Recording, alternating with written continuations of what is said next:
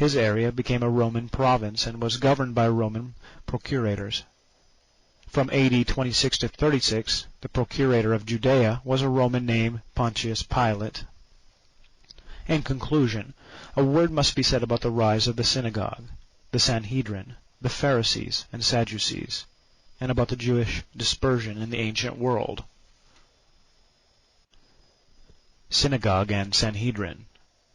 Before the Jewish exile in 586 BC, the center of Jewish worship was the temple in Jerusalem.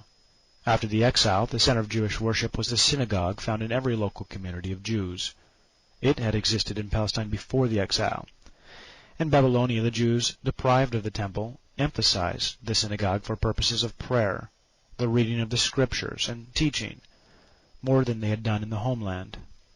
It was further developed and strengthened by Ezra and his successors as a means of teaching the law.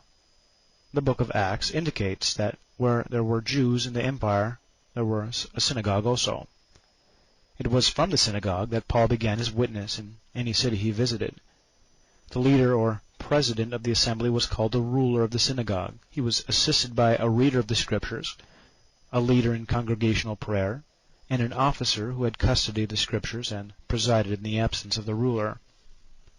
The governing body of the Jews in Palestine was the Sanhedrin. Literally, the word Sanhedrin means to sit together. Although it was under Roman authority, it governed the province in both civil and religious matters. In matters that were solely religious, the Jews outside Palestine recognized its authority. The Sanhedrin was composed largely of the Sadducees and Pharisees under the leadership of the high priest. Number 4. Pharisees and Sadducees. The Pharisees and the Sadducees were the Jewish leaders from the time of the Maccabees onward. The Sadducees came from priestly families and were lawyers. They favored old ways and were opposed to change. Nevertheless, they supported efforts of the later Maccabees to introduce Greek ideas into Jewish life. In religion, they are chiefly known as denying the doctrine of the resurrection and the existence of angels and spirits. They also believed that the soul perished with the body. Thus, there was for them no future life. In nearly all respects, the Pharisees opposed the Sadducees. They were not a priestly class, but were laymen. They too were lawyers, but they believed that the law should be open to new interpretations. The Pharisees were ardent nationalists and therefore opposed foreign influences, whether Greek or Roman. They believed in the resurrection and in a future life with rewards and punishments. They were chiefly concerned with the outward observance of the law, in which spiritual attitudes played little part. It was especially this aspect of the religion that brought them into conflict with Jesus. The Sadducees had wrong doctrines. The Pharisees had right doctrines, but their lives contradicted their teachings. Therefore Jesus could say, "The scribes and the Pharisees sit on Moses' seat. So practice and observe whatever they tell you, but not what they do, for they preach, but do not practice." Matthew chapter 23, verses 2 and 3. The Sadducees lost influence and gradually disappeared after the fall of Jerusalem in AD 70. The Pharisees carried on for a time, but they too disappeared from the scene with the destruction of the Jewish state. Number 5. The Dispersion.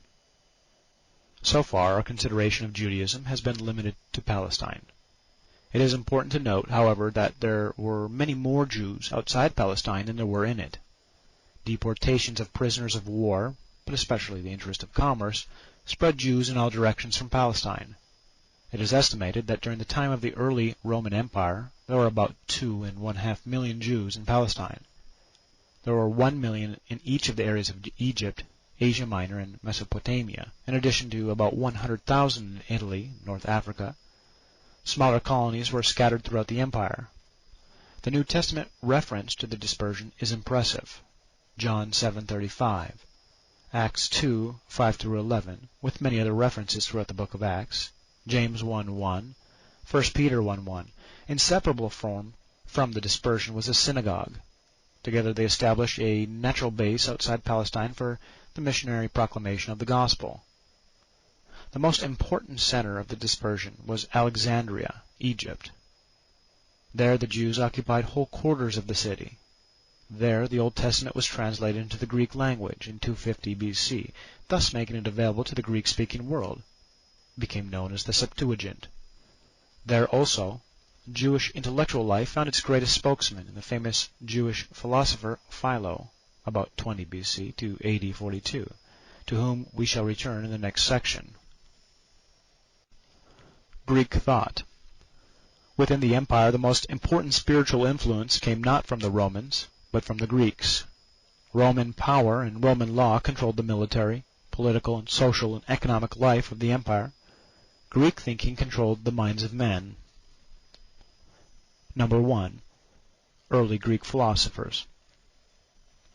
Beginning about 600 BC, Greek philosophers thought profoundly about the nature of the world and the meaning of life. Thales was the first of the philosophers. He lived in the city of Miletus on the southwest coast of Asia Minor. He believed that all that existed arose in one way or another from water.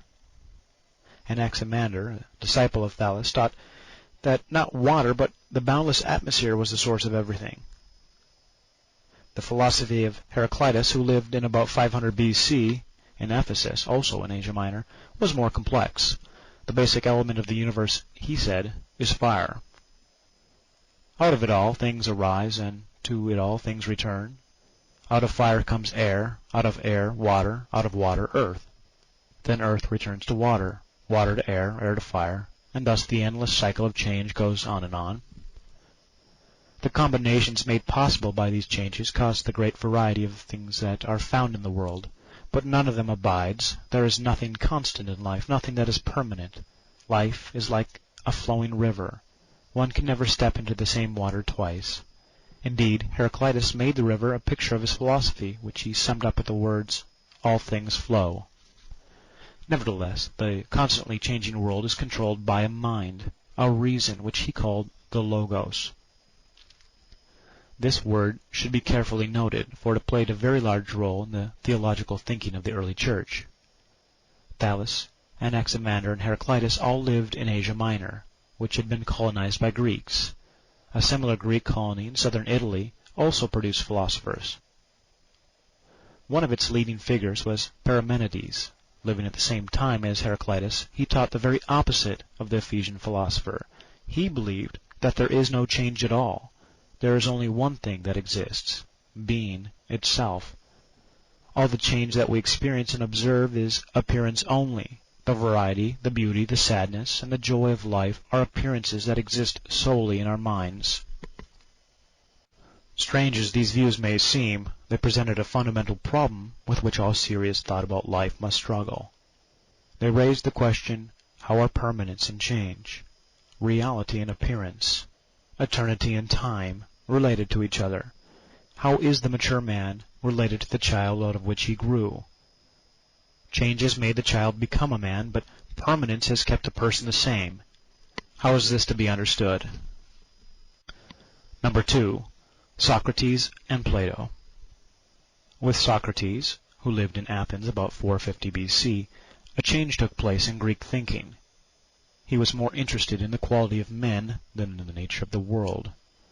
Socrates taught that we can know only one thing with certainty, man himself. We can know what we taught to be and what the purpose of life is. To know this is to have true knowledge. This knowledge can be gained by proper education. Man has the power to make himself morally good. There now appeared in Greece two of the most distinguished philosophers of all time. They were Plato, about 425 to 345 BC, a disciple of Socrates, and Aristotle, about 385 to 320 BC, a disciple of Plato. The center of philosophical thinking had by this time shifted from the colonies to the motherland, specifically to Athens. When Rome was not yet fully master of Italy, when Palestine was still under Persian control, Athens was the brilliant cultural center of the world. Plato united in one philosophy the concern of the earlier thinkers to understand the world as a whole, and the concern of Socrates to understand man. With Parmenides, he believed that the real world was not the world that could be seen and felt. Mountains, trees, sky, river, fields, men. The real world was the unseen world, the world of the ideas. By ideas, Plato did not mean thoughts or opinions, or what we refer to as ideas.